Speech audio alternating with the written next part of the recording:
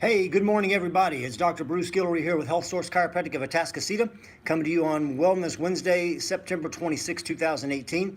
And good to have the opportunity to share with you some more ideas today on wellness. Last night I had the opportunity and the privilege to sit in on a committee meeting that I've been a part of for a few years here in the Humble School District, and it's called SHAC, S-H-A-C, the School Health Advisory Committee. Excuse me. And SHACs are charged with looking out for and watching out for the health of our students and trying to ensure that our school districts can participate in their lives in such a way as to make them healthier. Unfortunately, sometimes the school districts are limited by what our state legislature does, and our state legislature has recently reduced the amount of time required for kids to be in health classes and that kind of stuff, which is kind of sad for me, because the generation of kids growing up right now is actually expected to be the first generation of kids to have a shorter lifespan than their mom and dad's. First generation in the history of mankind. That's sad. There's many reasons for that.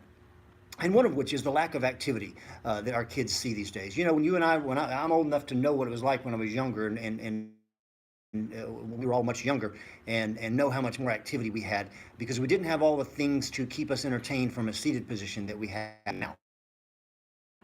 Multiple screens, we have multiple hundreds and maybe thousands of TV channels, plus Netflix and Amazon Prime and whatever. You know, you got all these things you can get super busy sitting on your backside and doing a lot of nothing and not moving very much. So we teach here a four-pronged approach to health and wellness. That's to eat well and to move well, to think well and rest well.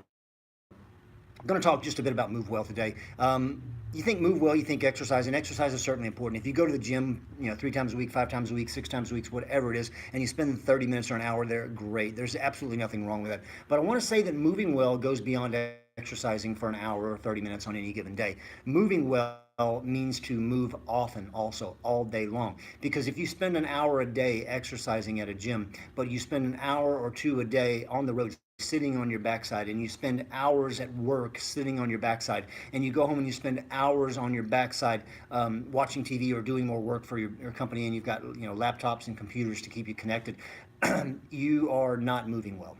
You're exercising well, but you're not moving well. And the key to true health is to move well and move often.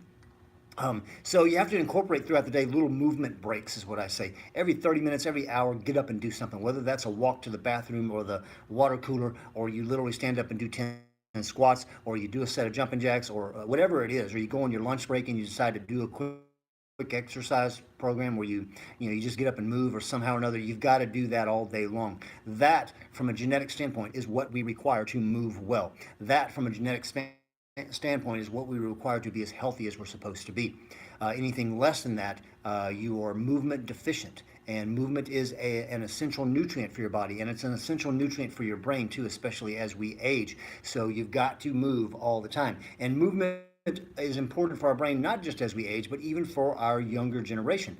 They know that when we move more, when we exercise more, when our kids are more active, they are more, their brains are more ready to learn and create new neural connections, which makes them be able to learn and retain information a whole lot better. In addition to that, it boosts your immune system, lowers your blood sugar issues, and decreases your blood pressure, all those things that we know about from a physical standpoint. We don't always know about how it helps us from a mental standpoint. So if you've got young kids, you need to teach them how to move well and move often.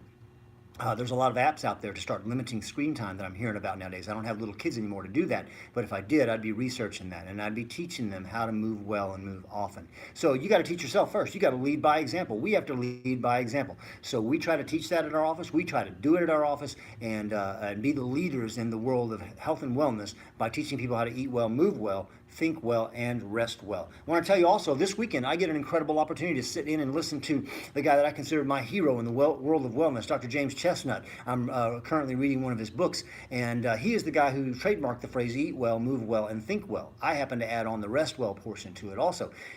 Brilliant man. I love listening to him. I always come back inspired. I always come back learning new stuff and encouraged to do what I do day in and day out here at Health Source Chiropractic of Atascocita.